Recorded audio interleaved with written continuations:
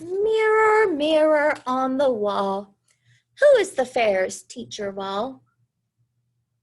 Miss Beck, you are the fairest teacher. Oh, excuse me, are you guys here? Miss Beck was looking at a mirror, and a mirror can show us a reflection. And I was pretending to be like the evil witch on Snow White. Mirror, mirror on the wall, who is the fairest teacher of all? It is you, Miss Beck. And the mirror always says it's me. Hi, everyone. It is Miss Beck. And Miss Beck was being silly just for a minute. Today, our fable we're going to read is called The Dog and His Reflection. A mirror is one of the things that can show us a reflection. It doesn't have to be a mirror. It could be water. Water can also show a reflection. Could be another kind of glass or window or a car door. Look around and you can see reflections in lots and lots of different things.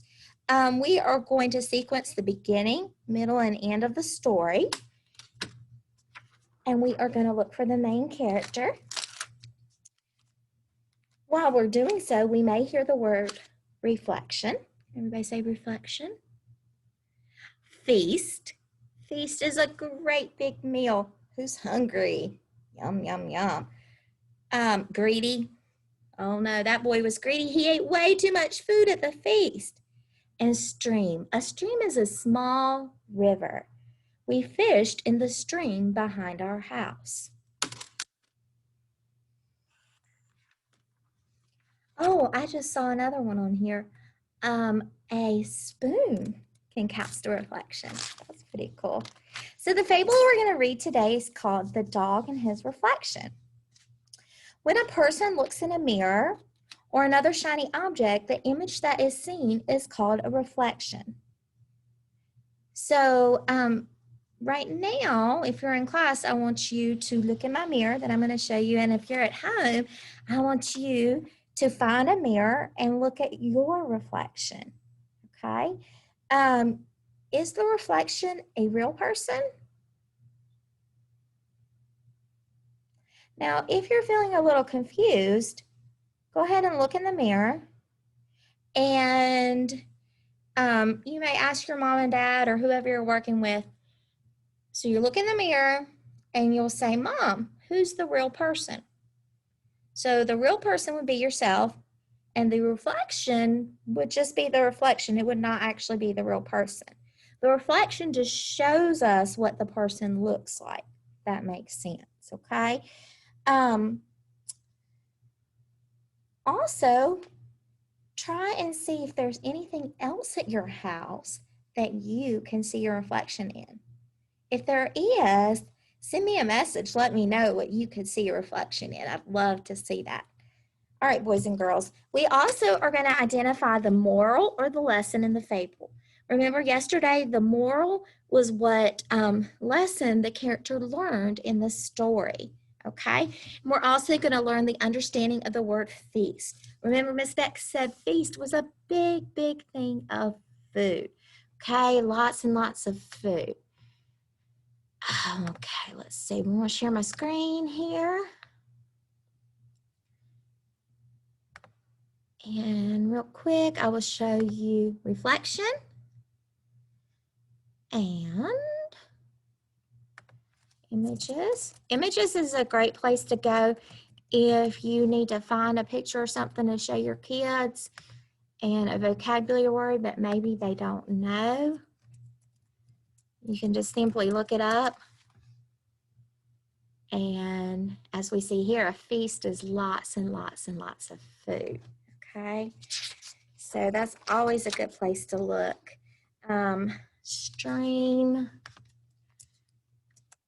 Just FYI, parents, you may want to double check what comes up, but since I'm at school, only approved things will come up. There's a stream, a tiny, tiny, tiny thing, a river. Stop share. All right.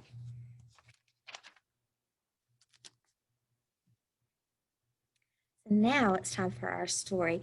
We're going to hear a fable about a dog who sees its reflection. Remind yourself that a fable is a short story with a lesson, and I want you to listen carefully. Open up your listening ears and zip those lips. Miss Beck is ready to tell us a story. All right. Once upon a time, a big dog was trotting through the streets, feeling very fine because the butcher had just given him a big, juicy bone. The dog held his head high and his tail very stiff, and he looked neither to the right or to the left. He only looked straight ahead. All the little town dogs ran after him, barking and saying, "Please, please, please, let us smell your bone." But the big dog hurried on and would have nothing to do with the hungry little town dogs. The big dog would not think of sitting down to enjoy his bone. If he did that, some of his friends would come along and he would have to share his feast with them. So in this case, the feast is his big old bone. The big dog did not want to share. "I will bury my bone," said the dog. "I will bury it a long way from here where none of the other dogs can find it, and someday I will dig it up and eat it." Good plan? So the dog hurried on until he left the town behind him. Soon he came to a clear, fast-running stream. Remember, a stream is a small river with a bridge across it. "On the other side of the stream will be a good place to bury my bone," said the big dog. He started across the bridge with the bone clutched tightly in his teeth. He doesn't want to let that bone go. No sooner did he set foot on the bridge than he looked down and saw running along at the top of the water another big dog with a bone in his mouth. The big dog stopped running and the dog stopped in the water too.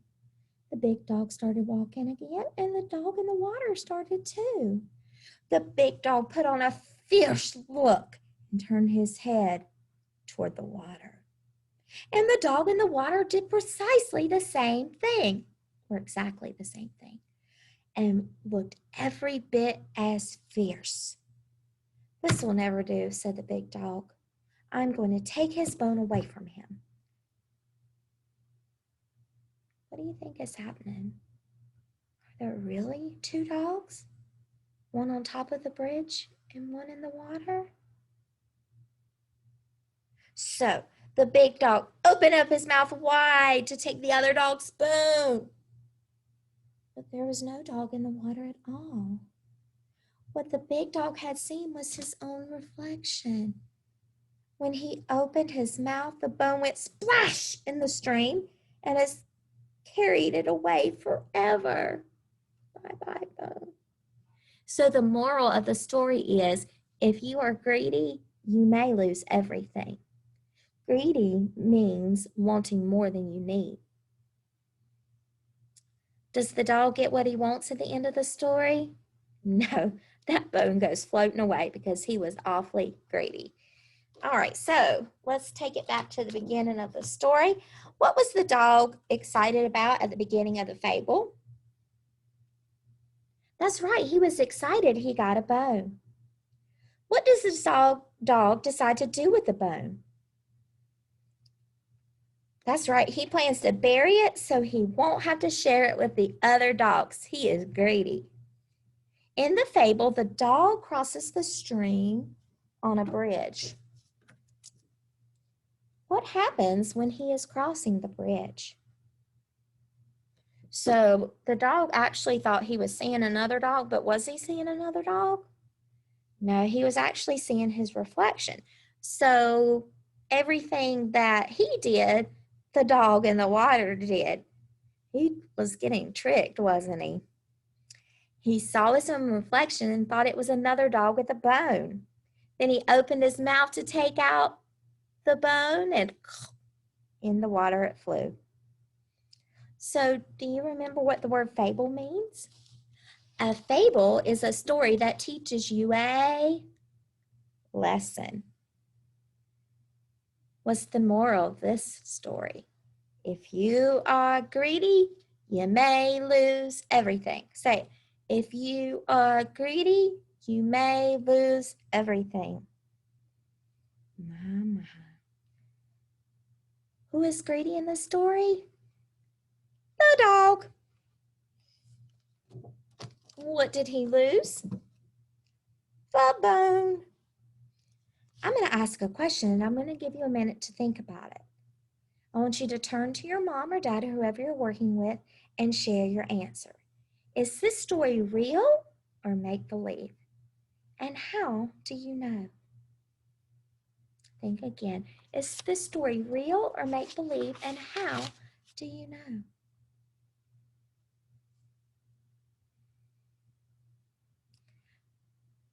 We're going to go with the story is make-believe because our characters are animals. And can animals actually talk? No, they can't actually talk. So that definitely makes it make-believe, okay? In the fable you heard, this big dog would not think of sitting down to enjoy his bone. If he did that, some of his friends might come along and they would have to share the feast. Say the word feast with me. Feast. A feast is a large meal. Are there times where your family gathers together to have a feast? Can you think of a time that your family's had a feast before?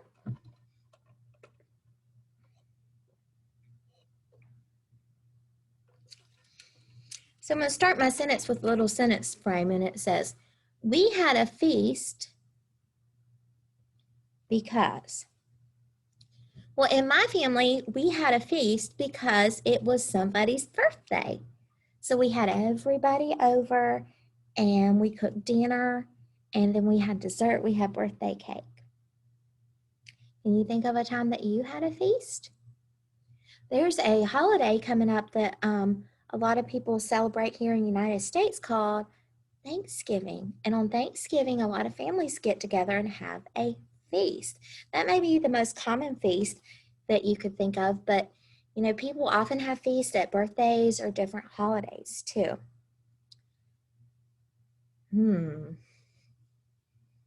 I am going to describe some situations. If one of the situations that I describe is considered a feast, thumbs up. If one of the situations I describe is not considered a feast, thumbs down. Are you ready? Are you hungry? Yeah, me too. For dinner, we had turkey, rolls, stuffing, potatoes, green beans, apple pie, and pumpkin pie. Is that a feast? Yes, indeed. That's a lot of food. More food than you probably need. Thumbs up. That was a feast. A piece of fruit. No, a piece of fruit's not a feast. That's just one little tiny snack, right? Everyone brought a dish to share for our picnic. Thumbs up. That's where I come from. That's called a potluck. Everybody brings a dish and they share their food. You get a really big feast that way, right? A bag full of bones for a dog. Thumbs up. That's a feast. That's a feast that a dog would love. And a glass of water. No, not a feast.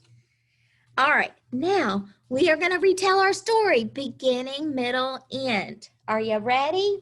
I'm ready. All right, boys and girls, at the beginning of the story, we have the dog. Tell your parent or whoever you're working with what happens at the beginning of the story. That's right. At the beginning of the story, the dog gets a bone and he thinks it's a wonderful feast, but he decides he does not want to share it with anybody. And even though all the other dogs are asking for it, away he walks and he's going to bury it. Okay? What happens next in the story? That's right. The dog gets tricked. He sees a reflection in the water and he thinks that everything that the dog in the water is doing. He sees everything he's doing and he thinks he's got a bigger bone than him. But does he have a bigger bone than him? No. And because he was so greedy, Splash went his bone into the water. Doo, doo, doo. So there's the reflection one. Sorry, I had those pages mixed up. Reflection drops into the water. And then lastly, the dog watches the bone float away. And hopefully he did learn his lesson. What was the lesson of the story of the fable? If you are greedy, you might lose everything. Okay? And beyond that, boys and girls, it's always a good idea not to be greedy because that's not kind and loving. And when we are thinking about what we want to do to people, we want to be kind and loving and we want to share and give from what we have. So if we just keep everything to ourselves, then that's not very kind. So we always want to think about showing kindness to our neighbors and to our friends. Now, I understand that in the time of coronavirus that we can't do a whole lot of touching and sharing stuff, and that's fine. But anytime you have the opportunity to share from what you have, don't keep it all to yourself. You know, if you have something extra and you see that there's someone in need, offer that to that person. Always think about other people first, and that will help you stay away from being greedy. Don't always just think about what you want or what you need. And you can be kind and selfless in your own house too. You can help your mommy and daddy out with doing things, and you can be a really great helper. You can help brothers and sisters. You can be a role model for practicing sharing. You can share everywhere you go. Boys and girls, thank you so much for staying with me. And I hope you learned a lesson about the dog and his reflection. I certainly did, and I really enjoyed the story. So, until next time, I will see you. Mirror, mirror on the wall, who is the fairest teacher of all? It's Miss Smith. What? Bum, bum, bum.